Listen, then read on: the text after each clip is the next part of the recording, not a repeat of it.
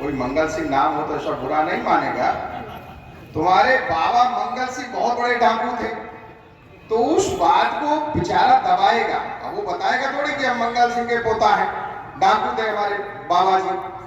लेकिन किसी को बताया जाए कि तुम्हारे बाबा जी बड़े दानी थे, धर्मात्मा थे, नाम था, तो स्वाभिमान जागृत होगा।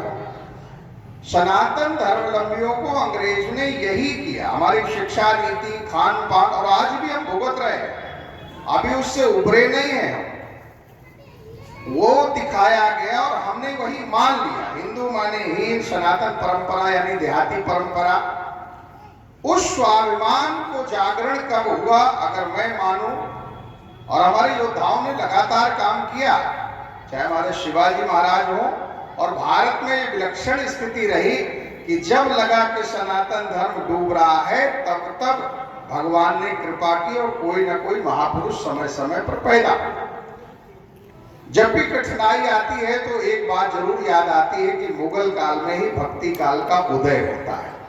यानी जब मुगल काल बहुत तीव्रता में आता है, कठिनाई आती है, उस समय भक्ति काल भी भारत में आता है। हमारे संत महात्मा उदय होते हैं।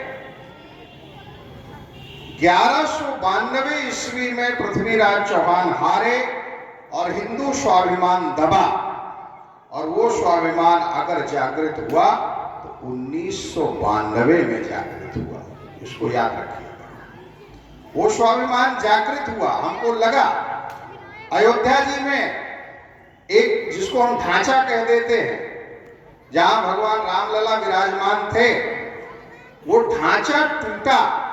और वो ढांचा ही नहीं टूटा, वो एक मान सकते हैं कि हिंदू जनमानस में जो परत पड़ी हुई थी स्वाभिमान पर, वो हटी, और हिंदू को ये जगह कि नहीं, हम कुछ कर सकते।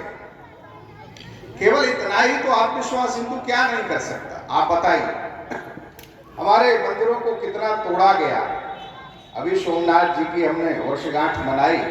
आप लोगों में से बहुत लोग सोमनाथ जी गए होंगे, और कितनी बार नहीं तोड़ा गया, लूटा गया, तोड़ा गया। लेकिन जिन्होंने लूटा, अधिकतर वो अफगानिस्तान से आ रहे थे।